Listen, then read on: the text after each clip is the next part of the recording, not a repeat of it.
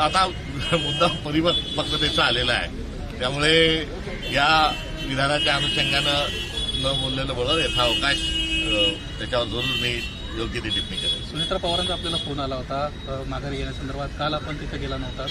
तुर्तास मी केरळला काल शेवटचा प्रचाराचा दिवस आहे. महाराष्ट्राचे प्रभारी जे आहेत रमेश चेन्निथलाजी हे स्वतः निवडणूक लढत आहेत. काही त्या ठिकाणी आमचे नेते आणि मित्रमंडळी लढत असल्यामुळे मी 2 दिवस 5 आणि 6 हे दोन्ही दिवस तिकडे होतो.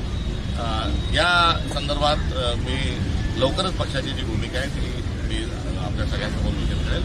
तुर्तास मतदार जो आहे केरळला चाललेला आहे आणि तो ज्या पद्धतीने चालला आहे त्याबद्दल या ठिकाणी मी समाधानाने आनंद व्यक्त करतो आणि सर्व मतदारांनी आपला हक्क याच स्वरूपामध्ये बजावला पाहिजे ही देखील या निमित्ताने मी अनुरोधाने आवाहन करतो. परिपक्वतेचा मुद्दा समोर करत तुम्ही याच्याकडे दुर्लक्ष करण्याचा प्रयत्न केला आहे. निवडणुकीमध्ये आता काँग्रेस लढणार आहे का किंवा पुन्हा त्यांच्याकडून जर फोन आला विनंती आली तर विचार होईल का?